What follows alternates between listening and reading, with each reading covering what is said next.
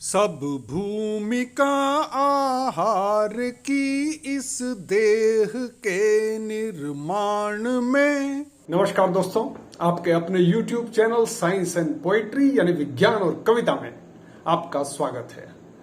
मैं हूं यशपाल सिंह, आपके मनपसंद कार्यक्रम सेहत की बात यश के साथ में। आज हम बात करेंगे प्रोबायोटिक्स की और विशेष रूप से बड़ी आंत के कैंसर के इलाज में प्रोबायोटिक्स की सकारात्मक भूमिका की। दोस्तों, आज से 100-120 वर्ष पहले की बात करें तो दुनिया की नजर में भोजन का एक ही काम था और वो था ऊर्जा देना। तब तक विटामिन का आविष्कार नहीं हुआ था। फिर बात हुई संतुलित आहार की, जो हमें स्वस्थ रखने के लिए सभी पोषक तत्व उपलब्ध कराए। आज हम बात कर रहे हैं फंक्शनल फूड यानी सकारात्मक भोजन की, जो शरीर के रोगों से लड़ने में एक सकारात्मक भूमिका निभाए। जैसा कि कहा जाता रहा है कि हमारा भोजन ही हमारी दवाई हो। जब हम प्रोबायोटिक्स की बात करते हैं तो हम ऐसे ही भोजन की बात करते हैं। बड़ी आंत के कैंसर की रोकथाम और उसके उपचार में अगर आज प्रोबायोटिक्स को एक महत्वपूर्ण हस्तक्षेप के रूप में देखा जा रहा है तो इसके उपयुक्त कारण हैं। हम इन सब पर गौर करेंगे। सबसे पहले जानते हैं कि बड़ी आंत का कैंसर है क्या। बड़ी आंत का कैंसर पुरुषों में होने वाले कैंसर में तीसरे और महिलाओं में होने वाले कैंसर में दूसरे स्थान पर है। जैसा कि हम जानते हैं, कैंसर का अर्थ ही है कि किसी भी अंग में कोशिकाओं का असामान्य वृद्धि, असामान्य विभाजन। बड़ी आंत का कैंसर हमारी आहार नली की बड़ी आंत के कोलन और रेक्टल क्षेत्र यानी वृहदांत्र और मलाशय में कोशिकाओं की असामान्य वृद्धि से उत्पन्न होता है। इसीलिए इसे कोलोरेक्टल कैंसर या सीआरसी भी कहते हैं।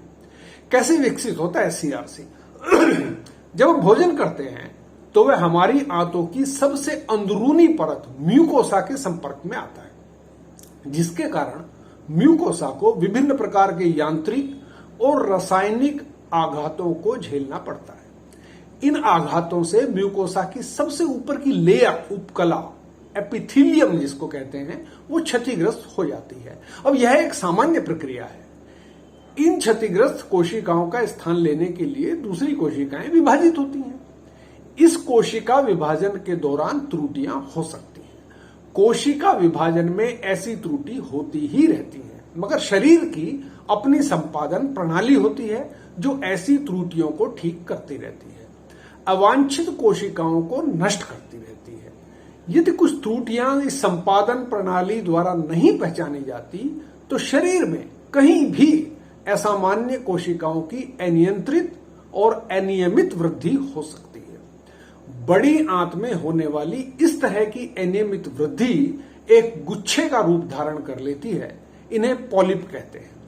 यह पॉलिप स्वतः कैंसरस नहीं होते, लेकिन समय के साथ यदि किन्हीं जोखिम कारणों की वजह से कोई आनुवांशिक उत्परिवर्तन, जेनेटिक म्यूटेशन शुरू हो जाए तो ये कैंसर में परिवर्तित हो सकते हैं। उसके बाद तेजी से ये अपनी संख्या में वृद्धि करने वाली ये कैंसर कोशिकाएं म्यूकोसा के भीतर वाली परतों, सब म्यूकोसा, मस्कुलर म्यूकोसा पर अतिक्रमण करना शुरू कर देती हैं। ये कैंसर कोशिकाएं फिर रूपांतरित होकर लिम्फ नोड के माध्यम से अन्य अंगों में जैसे यकृत, फेफड़ों इत्यादि में फैल जाती हैं, लीवर आदि में। इस प्रकार के इस फैलने की प्रक्रिया को मेटास्टेसिस कहते हैं। अब जानते हैं कि इस बीमारी के लक्षण क्या हैं। आंत में गैर कैंसर पॉलिप्स की उपस्थिति होने का कोई भी लक्षण दिखाई नहीं पड़ता है, इसलिए इनका पता केवल जांच द्वारा ही लगाया जा सकता है। लेकिन यदि आंत की आदतों में परिवर्तन हो, दस्त, कब्ज हो, मल में रक्त का आना या वजन घटना या पेट की परेशानी हो या एनीमिया आदि की शिकायत हो, अगर ऐसे लक्षण दिखाई पड़ते हैं तो ये सीआरसी के संकेत हो सकते हैं।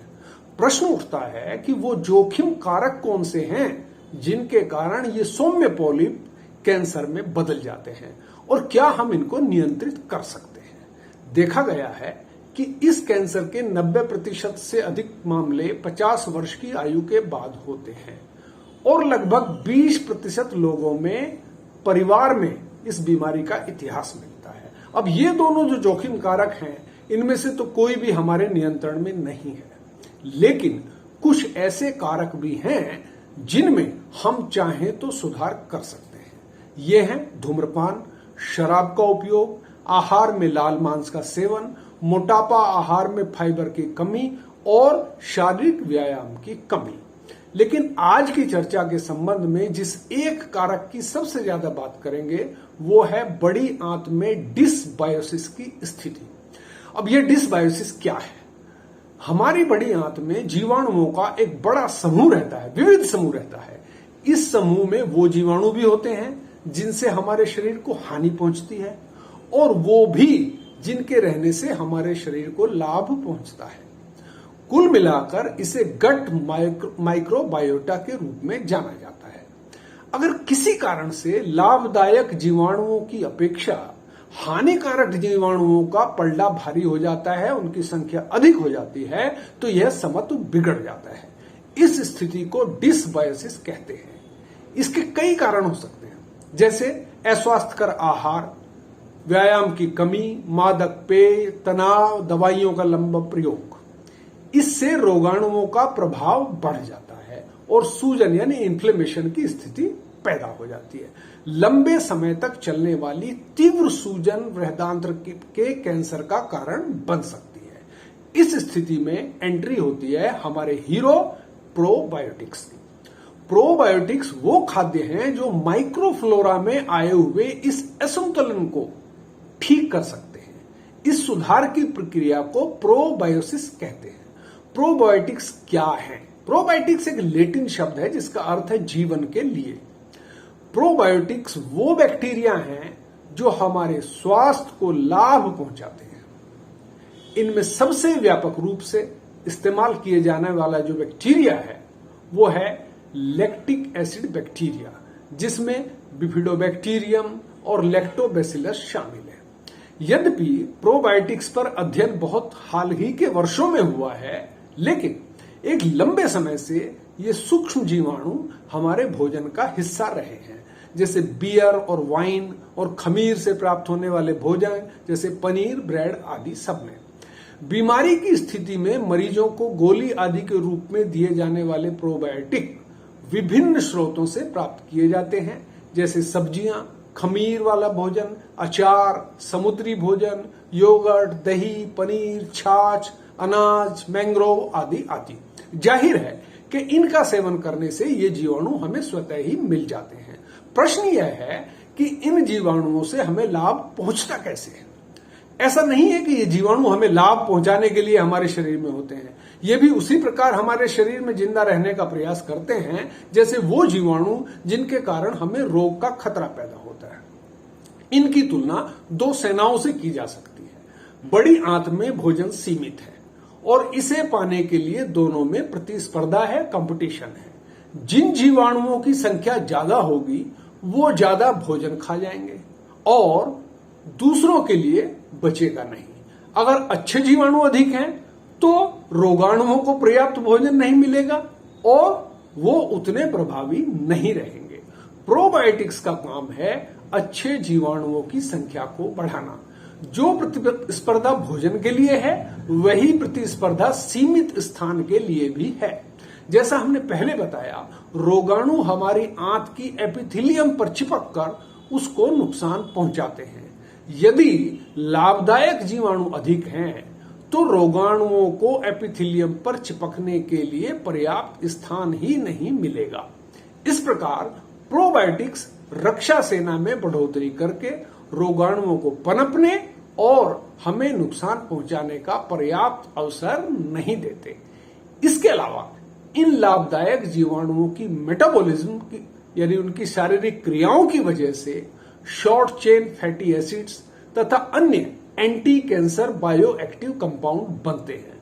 ट्यूमर का दमन करने के मामले में कुछ बायोएक्टिव यौगिक तो उन दवाइयों से भी अधिक प्रभावकारी हैं जो कीमोथेरेपी में उपयोग होती हैं। अंत में एक बार पुनः देखते हैं कि सीआरसी जैसी घातक बीमारी से बचने के लिए हम क्या कर सकते हैं। तो सिगरेट, शराब, रेड मीट नुकसानदायक हैं, यह हम जान चुके हैं। मोटापा भी नियंत्रित करने की आवश्यकता है, यह भी हमको मालूम है। अगर हमारा भोजन अच्छे से चबाया हुआ है और उसमें मिर्च मसाले कम हैं तो हमारी आंत को लगने वाले आघात उतने तीव्र नहीं होंगे। इसके अलावा महत्वपूर्ण तत्व है रेशा या फाइबर। भोजन का फाइबर एक प्रीबायोटिक का काम करता है, अर्थात ऐसा वातावरण प्रदान करता है जिसमें लाभदायक जीवाणुओं की ग्रोथ, उनकी वृद्धि होती है। दूसरा, यह हमारी बड़ी आंत से मल पदार्थ के बाहर निकलने की गति को बढ़ाता है, जिससे रोगाणुओं को एपिथेलियम पर हमला करने के लिए पूरा समय नहीं मिलता। तो दोस्तों, प्रोबायोटिक वाले पदार्थ जैसे दही, पनीर, योगर्ट, खमीर वाले भोजन खाइए। ये हमारे शरीर में लाभप्रद जीवाणुओं की संख्या में वृद्धि करेंगे। मेरी नजर और अनुभव में फूड सप्लीमेंट्स भी शरीर के लिए उपयोगी वस्तु हैं। तो आज इतना ही। आपसे अनुरोध है कि इस चैनल को लाइक करें, सब्सक्राइब करें और ज्यादा से ज्यादा शेयर करें। आज इतना ही। अगले वीडियो में फिर किसी अन्य विषय पर आपसे मुलाकात होगी। नमस्कार, जय हिंद, वंदे मातरम।